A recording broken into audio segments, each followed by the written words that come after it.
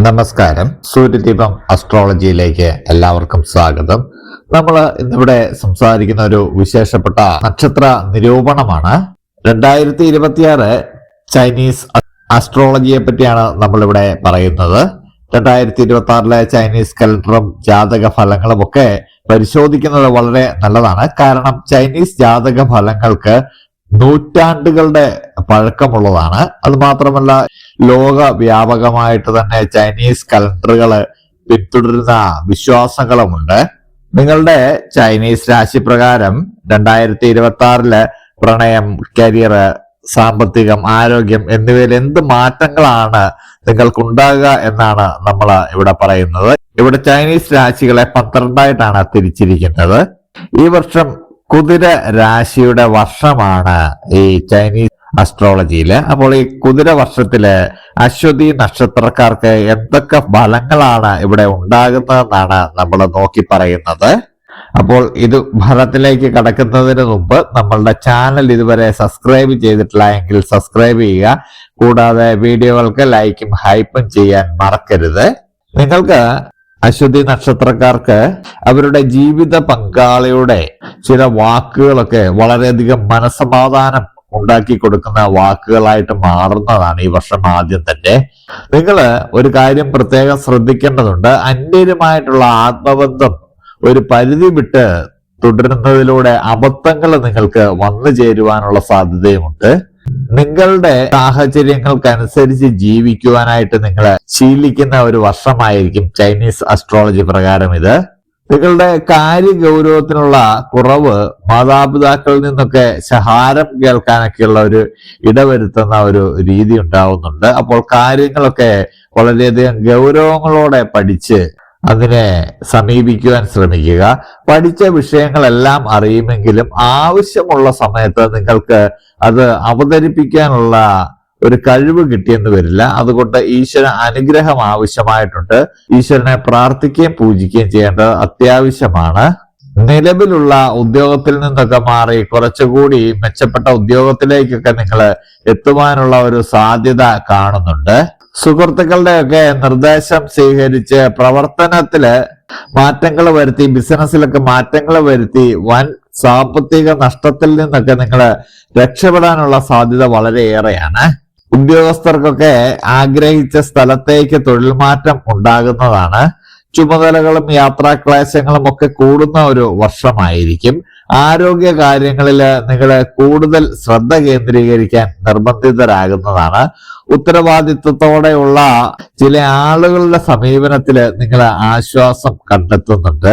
വർഷങ്ങൾക്ക് മുമ്പ് വാങ്ങിയ ഭൂമിയൊക്കെ നല്ല ലാഭമുണ്ടായതിനാൽ അത് വിൽക്കുവാൻ നിങ്ങൾ തയ്യാറാകുന്നതാണ്. സുരക്ഷിതമല്ലാത്ത ചില പദ്ധതികളൊക്കെ നിങ്ങളിലേക്ക് വന്നെത്തുമെങ്കിലും ആ പദ്ധതികളിൽ നിന്നൊക്കെ നിങ്ങൾ നിരുപാധികം പിന്മാറുന്നതാണ്. ജീവിതഗതിയെ മാറ്റിമറിക്കുന്ന സംഭവങ്ങളൊക്കെ വന്നു ചേരുന്നതാണ്. പക്ഷെ നിങ്ങളുടെ യുക്തിപൂർവമായിട്ടുള്ള സമീപനങ്ങൾ മൂലം അത് അതിജീവിക്കുവാൻ സാധിക്കും. അതിന് ഈശ്വരാനുഗ്രഹം അത്യാവശ്യമാണ്. പ്രാർത്ഥനയോടെ മുന്നോട്ട് പോകേണ്ടതാണ്. നിങ്ങളുടെ ആശയത്തില് മറ്റുള്ളവരുടെ പണവും സമന്വയിപ്പിച്ച് പുതിയ പദ്ധതികളൊക്കെ തുടങ്ങി വെക്കുന്നുണ്ട്. അതില് ലാഭമായിട്ടുള്ള അനുഭവങ്ങൾക്ക് യോഗവും ഉണ്ടാകുന്നതാണ്. രോഗാരിഷ്ടതകൾക്കൊക്കെ ചികിത്സ തേടേണ്ടി വരും. ആരോഗ്യം ഒന്ന് ശ്രദ്ധിക്കേണ്ടതാണ്. നിങ്ങളിലൂടെ അല്ലാതെ മേലധികാരികളിലൂടെ വന്നു ചേർന്ന അബദ്ധങ്ങൾക്കൊക്കെ നിങ്ങൾ തന്നെ ന്യായീകരണം പറയേണ്ടി വരും. അതുകൊണ്ട് തന്നെ ഓരോ കാര്യങ്ങൾ ചെയ്യുമ്പോഴും അത് ശ്രദ്ധിച്ച് മുന്നോട്ട് പോകുക. നിങ്ങൾ ആഗ്രഹം അനുസരിച്ച് പ്രവർത്തിക്കുന്ന ഏത് ജോലിയിലും നിങ്ങൾക്ക് വളരെയധികം സന്തോഷം കണ്ടെത്താൻ കഴിയുന്നു എന്നുള്ളതാണ്. ജോലി ചെയ്യുന്ന സ്ഥാപനങ്ങളുടെ പുരോഗതി ഇല്ലാത്തതിനാൽ നിങ്ങൾ രാജിവെക്കുകയും പുതിയ ഒരു ജോലിയിലേക്ക് പ്രവേശിക്കുകയും ഒക്കെ ചെയ്യുന്ന ഒരു വർഷം തന്നെയാണിത്. നിങ്ങൾ നിങ്ങളുടെ ഭക്ഷണ ക്രമീകരണം വളരെയധികം ശ്രദ്ധിക്കേണ്ടതുണ്ട്. അതിന്റെ അപാകതകൾ മൂലം നിങ്ങൾക്ക് അസ്വസ്ഥതയൊക്കെ അനുഭവപ്പെടുന്നതാണ്. നിങ്ങൾക്ക് രക്തസമ്മർദ്ദം കൂടുന്നത് മൂലം മുൻകോപമൊക്കെ കൂടുവാനുള്ള സാധ്യതയുണ്ട്. അതൊന്ന് ശ്രദ്ധിക്കേണ്ടതാണ്.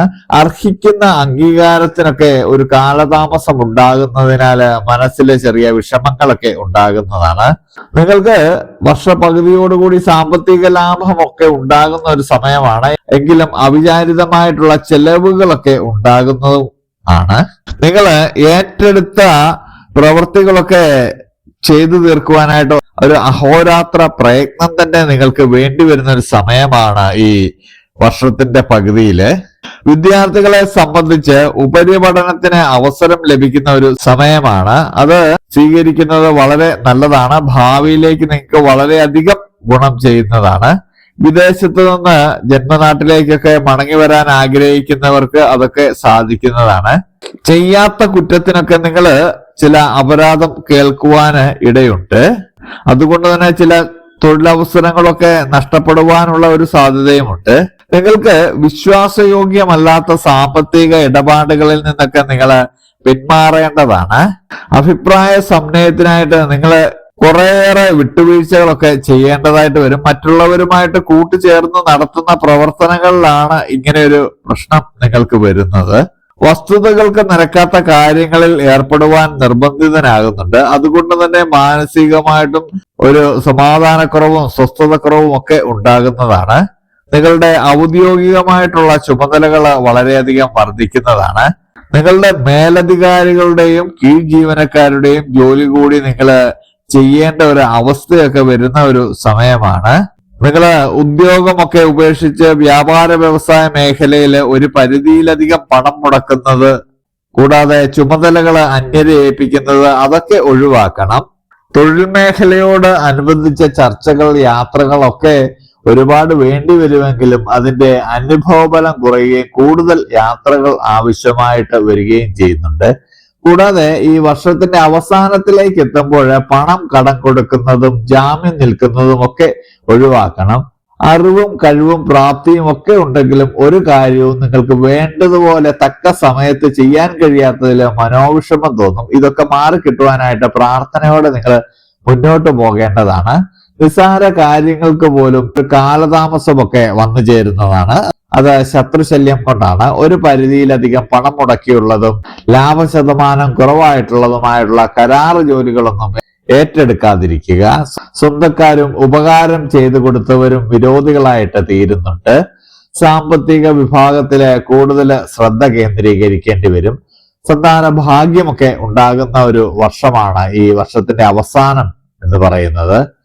പലപ്പോഴും ഭക്ഷണ ക്രമീകരണത്തിലുള്ള അപാകതകളിൽ അസ്വസ്ഥത അനുഭവപ്പെടുന്നതാണ്. വന്നു ചേരുന്ന സന്ദർഭങ്ങളെ വിനിയോഗിക്കാൻ പരസഹായമൊക്കെ വേണ്ടി വരുന്ന ഒരു സാഹചര്യം കൂടി ഉണ്ടാകുന്നുണ്ട്. സഹായസ്ഥാനത്തുള്ളവര് ചിലരെ വിപരീത പ്രവർത്തനങ്ങളൊക്കെ നടത്തുന്നതാണ്.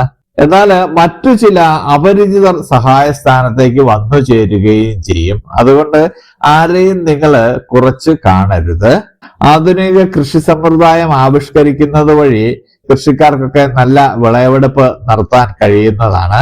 എല്ലാ കാര്യങ്ങൾക്കും നിങ്ങൾ അശ്രാന്ത പരിശ്രമവും യാത്രയും ഒക്കെ വേണ്ടി വരുന്നതാണ്.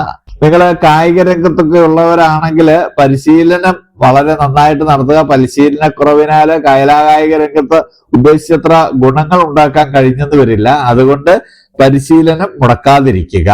ചൈനീസ് അസ്ട്രോളജിയില് അശ്വതി നക്ഷത്രക്കാർക്ക് ഒരു ഗുണദോഷ സമ്മിശ്രമായിട്ടുള്ള ഒരു വർഷമാണ്. കുറച്ച് അലച്ചിലൊക്കെ ഉണ്ടെങ്കിലും സാമ്പത്തികമായിട്ട് നിങ്ങൾ നിലനിന്ന് പോകുന്ന ഒരു വർഷമാണ്. പ്രാർത്ഥനയോടെ മുന്നോട്ട് പോയി കഴിഞ്ഞാൽ എല്ലാ കാര്യങ്ങളും നിങ്ങൾക്ക് നേരെയാകുന്നതാണ്. അപ്പോൾ ഇതുപോലെയുള്ള അറിവുകൾക്കും വിശേഷങ്ങൾക്കുമായിട്ട് എന്റെ ചാനൽ സബ്സ്ക്രൈബ് ചെയ്യുക. ഇനിയും മറ്റൊരു വീഡിയോയുമായിട്ട് നമുക്ക് വീണ്ടും കാണാം. നന്ദി, നമസ്കാരം.